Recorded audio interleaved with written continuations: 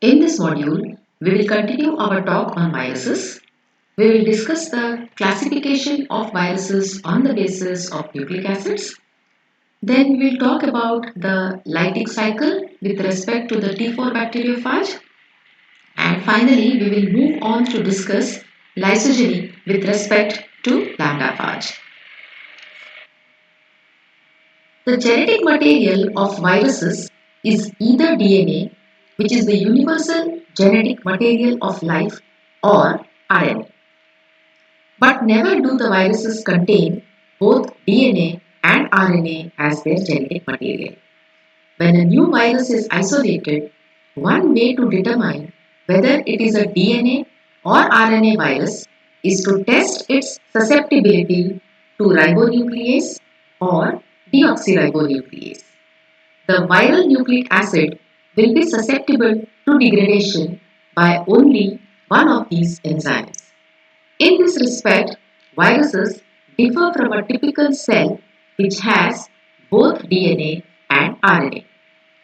The nucleic acid can be either double-stranded or single-stranded. Thus, the viruses can have a variety of nucleic acids as their genetic material. They can have double-stranded DNA, single-stranded DNA, double-stranded RNA, or single-stranded RNA as their genetic material. Furthermore, the nucleic acids may be either linear or circular. Thus, the viruses can have single-stranded circular DNA or RNA, double-stranded circular DNA or RNA, or single or double-stranded linear DNA or RNA. Generally, animal viruses may have all these possible combinations, whereas plant viruses tend to have single-stranded RNA and bacteriophages usually have double-stranded DNA. Some genomes have a covalently linked protein at the 5' end which might be used as a primer for initiation of genome synthesis. Talking about RNA as the genetic material, RNA viruses are the only organisms known to use RNA as their genetic material. All RNA viruses must express their genes so that functional mRNAs are synthesized early in the infection, which can direct the host cell's translational machinery to manufacture viral proteins. The genetic material of some single-stranded RNA viruses can be directly translated and are hence conventionally called positive sense strands, and those which cannot be directly translated and hence need to synthesize their complementary strands are called negative sense. The viral RNA genomes show a wide structural variation. The RNA may be single-stranded or double-stranded, positive sense, negative sense or ambisense, linear or circular, and segmented or non-segmented. Let us first discuss positive sense RNA viruses. Positive sense RNA is directly infectious when applied to susceptible host cells. There is an untranslated region at the 5' end of the genome which does not encode any proteins and a shorter untranslated region at the 3' end.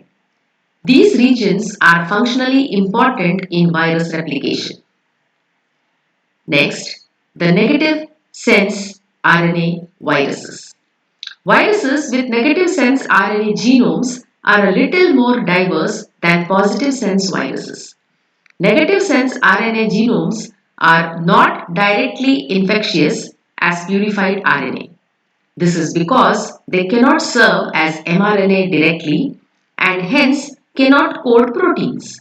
The first event when the virus genome enters the cell is that the negative sense is copied by a viral polymerase forming either positive sense transcripts which are used directly as mRNA or a double-stranded molecule known either as the replicative intermediate or replicative form, which serves as a template for further rounds of mRNA synthesis.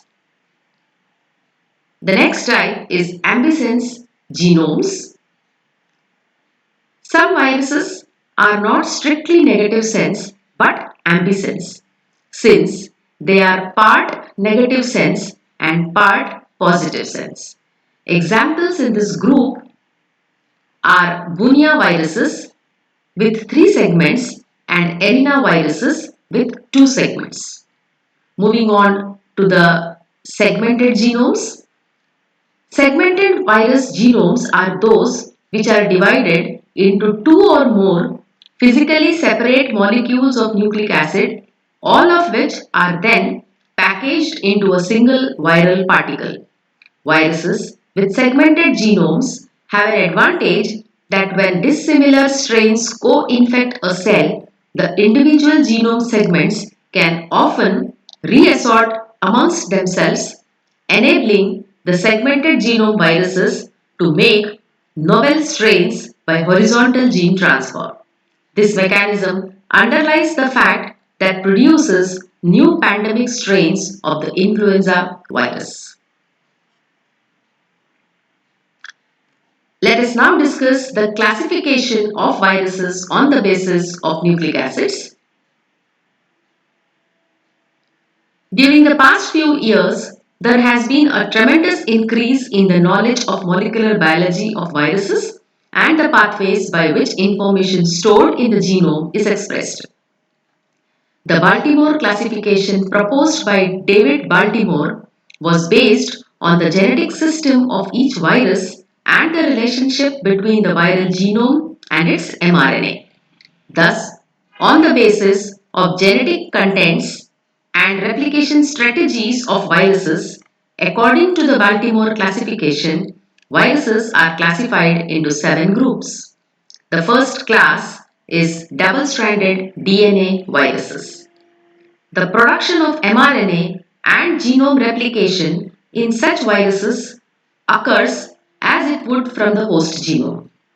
Some, like adenoviruses, replicate in the nucleus using cellular proteins, and others like poxviruses replicate in the cytoplasm and make their own enzymes for nucleic acid replication. Examples of this class are adenoviruses, herpes viruses, and poxviruses. The second class is single-stranded positive sense DNA viruses. Replication occurs in the nucleus involving the formation of a negative sense which serves as a template for the positive sense RNA and DNA synthesis. Examples of this class of viruses are parvoviruses. The next class is double-stranded RNA viruses.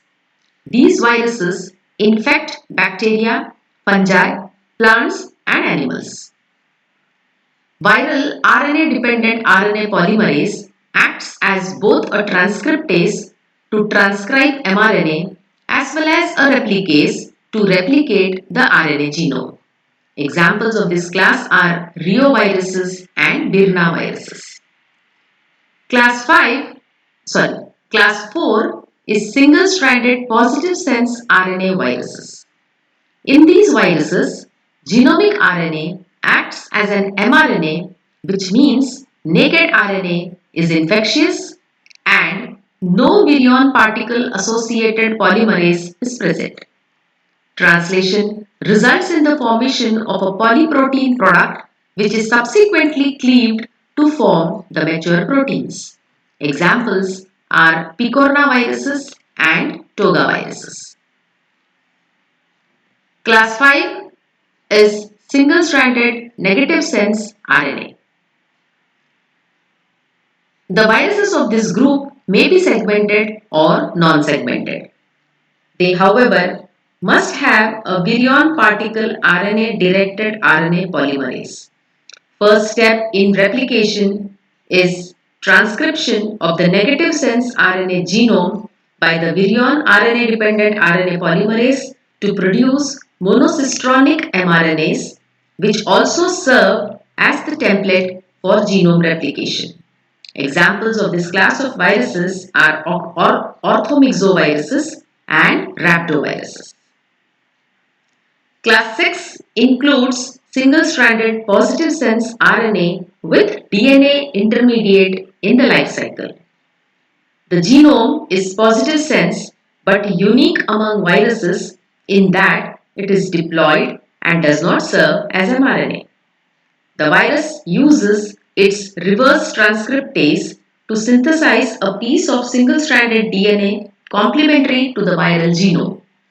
It then makes a complementary copy of the single-stranded DNA, yielding a double-stranded DNA molecule. The virus then inserts its genome into the host genome, forming a provirus.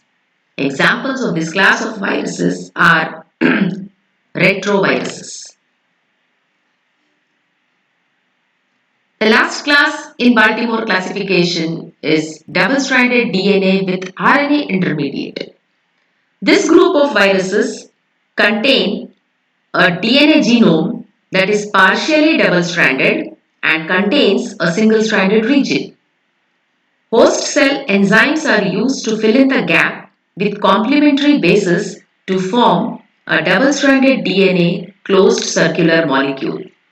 These viruses also rely on a reverse transcription, but unlike the retroviruses, this occurs inside the virus particle on maturation. Examples of this class are hepadnaviruses. After having discussed the classification of viruses on the basis of nucleic acids, let us now move on to the life cycle of the T4 bacteriophage, that is the Lytic cycle. We have already seen the structure of T4 bacteriophage. It is a phage whose host is E. coli. T4 bacteriophage starts its life cycle with attachment to the surface of the host cell, followed by injection of the viral nucleic acid, replication using the host cell machinery, protein synthesis, assembly of the new phage particles, and finally lysis of the host cell. Since it results in the lysis of the host cell, it is also called the virulent cycle. The first step in infection is the adsorption of the phage to the host cell. This is as a result of random collisions between the host cells and phage particles. The attachment is specific and is through specific surface structures called receptor sites. The specific receptors can be lipopolysaccharides and proteins on the cell wall, teichoic acids, flagella, or villi. The adsorption initially is reversible when only the tips of the tail fibers attach to the cell surface and is termed landing, as can be seen in the picture. If the physicochemical structures in the tip of the tail fibers correspond to the specific receptor sites in the cell wall, the tail is adsorbed. Thus, tail fibers play an important role in adsorption. The reversible attachment is followed by the settling of the base plate on the surface. This is due to the attachment of the 6 tail pins on the cell surface and is therefore called pinning. This stage symbolizes the irreversible stage of adsorption. Once the phage is irreversibly attached to the cell surface, it is now committed to the infection. The next stage is penetration. This involves 2 stages. The first is tail contraction.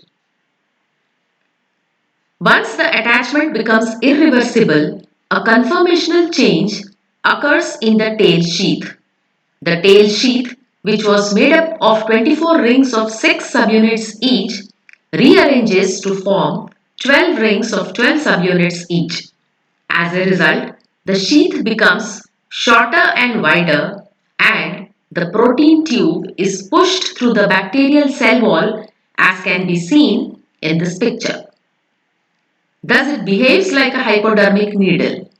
The penetration is mainly mechanical, but it may also be aided by the protein G5 present on the base plate. This gene protein 5 has lysozyme activity which makes an opening through the cell wall and also through the cell membrane. The second stage in penetration is nucleic acid injection. The nucleic acid of the phage is then forcefully injected through this opening. It passes through the head. It passes from the head through the hollow tail and enters the bacterial cell as can be seen in the picture. The remainder of the phage remains on the outside of the bacterium and is called ghost phage.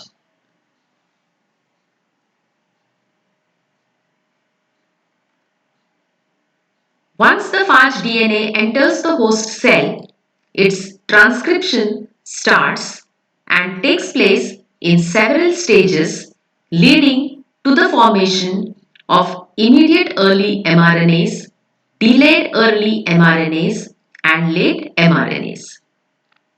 Immediate early genes are transcribed immediately using the existing host cell RNA polymerase. These genes code for the enzymes that break the host DNA. Delayed early genes code for enzymes like polymerases and ligases needed for replication and also an RNA polymerase that will transcribe the late genes. The late genes encode for the structural proteins of the phage particles and lysozyme required for the lysis later on. The next stage is destruction of the host DNA. Once the phage DNA is injected into the bacterial cell, the bacterial replication, transcription and translation comes to an halt and the host DNA is degraded. This results in the complete arrest of the host cell mechanism. The host protein synthesis stops 3 minutes after infection.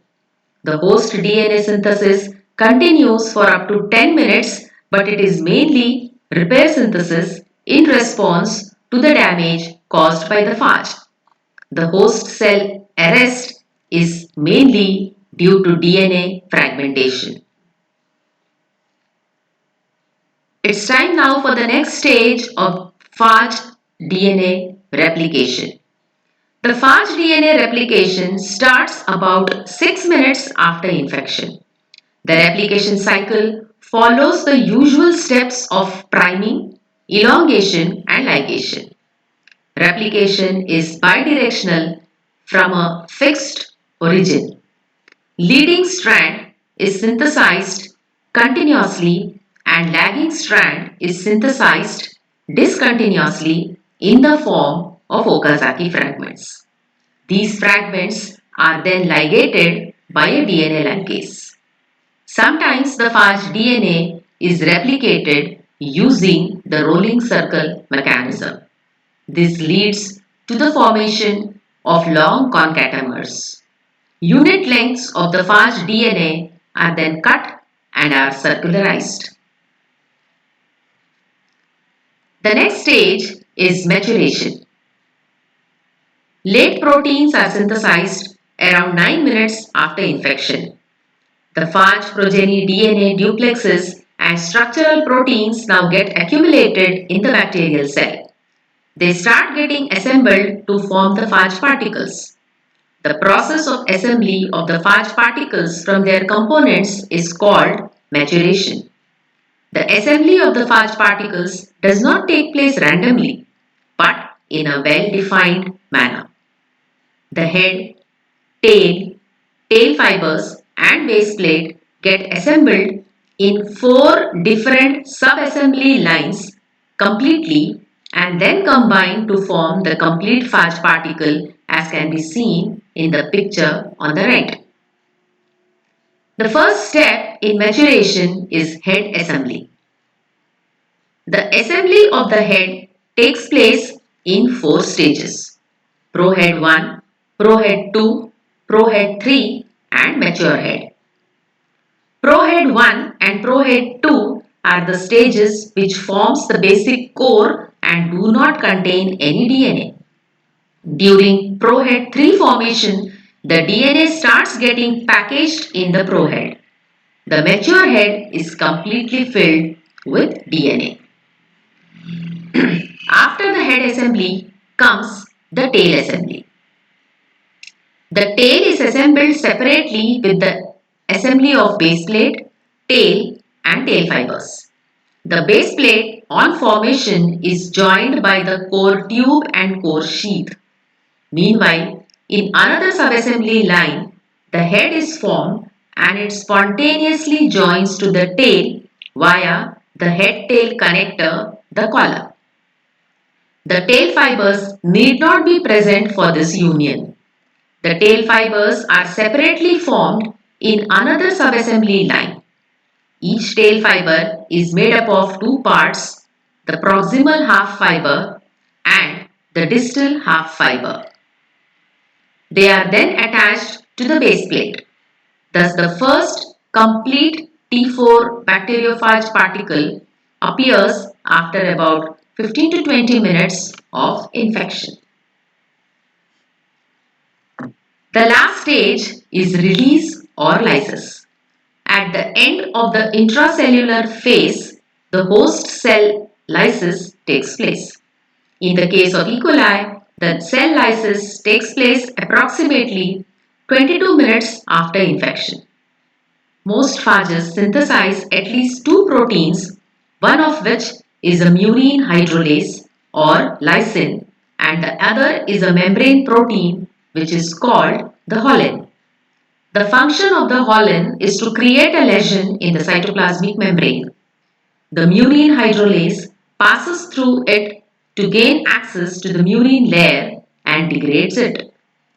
The number of phages released per host cell is called the burst size and is usually around 50 to 200 phage particles. Let us quickly revise the lytic cycle of the T4 bacteriophage. It starts its life cycle with attachment to the host cell surface, followed by injection of the viral nucleic acid and degradation of the host DNA. The next step is replication of phage DNA using the host cell machinery and protein synthesis, followed by assembly of new phage particles, and finally lysis of the host cell and release of the progeny phage particles. Moving on now to the life cycle of another phage, lambda phage. Not all bacteriophages reproduce by the lytic cycle, which leads to the destruction of the host cell. Some bacteriophages, like the lambda phage of E. coli, follows a totally different life cycle. In this cycle, the viral genome is injected into the host cell. But instead of arresting the host cell, the viral genome is integrated into the host cell genome. Every time the host cell genome replicates, the viral DNA is also replicated along with it. Thus, the viral DNA gets a free ride along with the host cell. The viral DNA can remain in the host cell for very long periods. This relationship between the host cell and the phage is called lysogeny. Such host cell bacteria are called lysogens, and the phages which can enter into lytic cycle or lysogeny are called temperate phages. The phage genome, when integrated in the host genome, is called a prophage. Lambda phage is a common phage which can get into lysogeny with its host cell, the K12 strain of E. coli. Hence, we will study lysogeny with reference to lambda phage. The lambda phage has an icosahedral head, a tail and a thin tail fiber which is mainly responsible for recognition of the host cell. The lambda phage genome is a linear double-stranded DNA molecule 48.5 kb in size with single-stranded regions at the 5' ends. These single-stranded tails are 12 nucleotides long and are complementary to each other. These single-stranded tails are also called sticky ends. Hence, they can base pair with each other and undergo circularization. Lambda phage can lead two different life cycles. It can lead the T4 bacteriophage like Lytic cycle, wherein upon injection of the DNA into the host cell, the DNA undergoes circularization. The phage genes are expressed, phage DNA is replicated, and many phage particles are produced and are released by lysis. On the other hand, it can follow lysogeny, wherein its DNA remains integrated in the host genome without any harm for ages. Let us discuss lysogeny in detail. The first step in lysogeny is repression.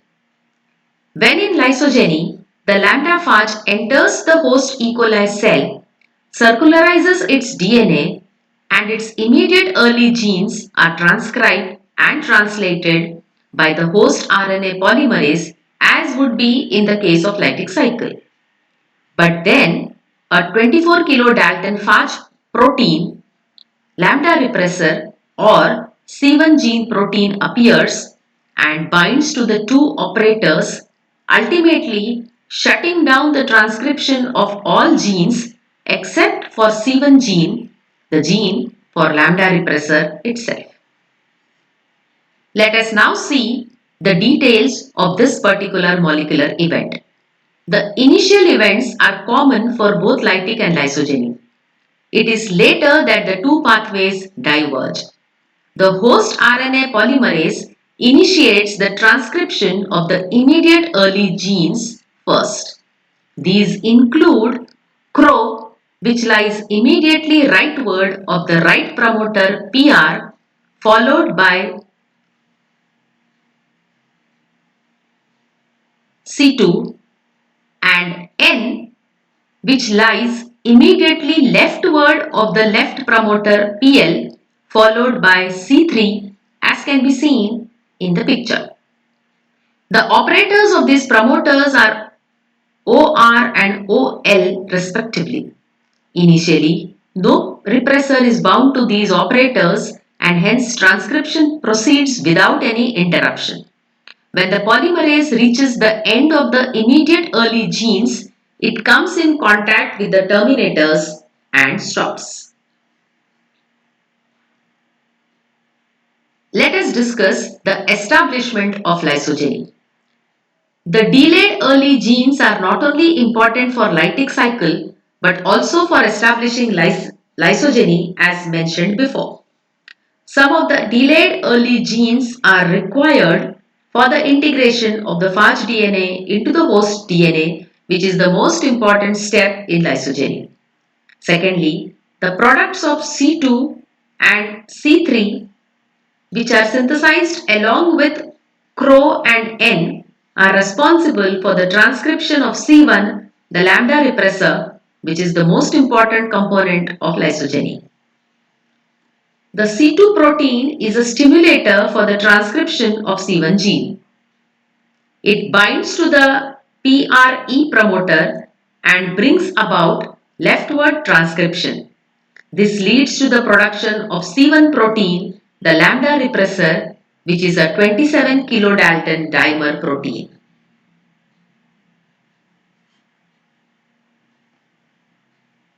Lambda repressor, when produced, binds to both the right and the left promoters and shuts off the transcription of all genes required for lytic infection.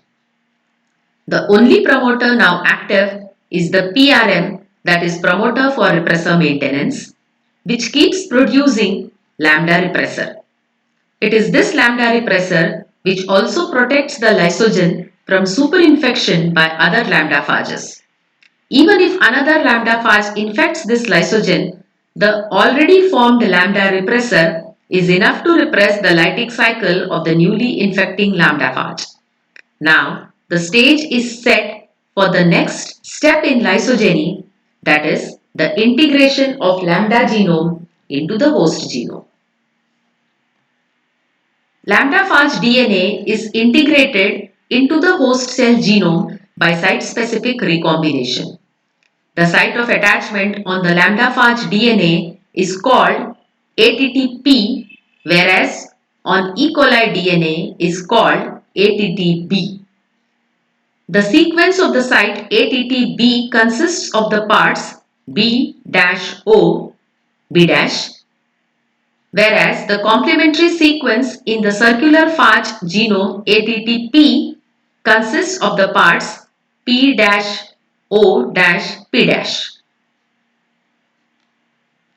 The region O is the 15 base pair central conserved sequence and represents the point of crossing over.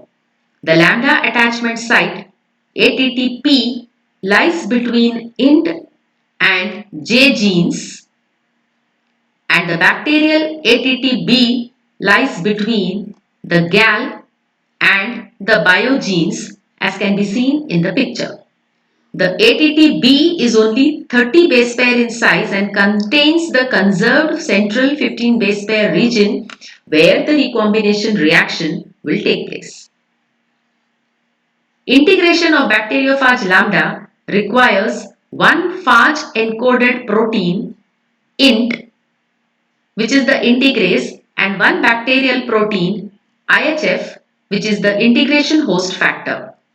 Both of these proteins bind to the sites on the P and P' arms of the ATTP to form a complex in which the central conserved 15 base pair elements of ATTP and ATTB are properly aligned, as can be seen in the picture.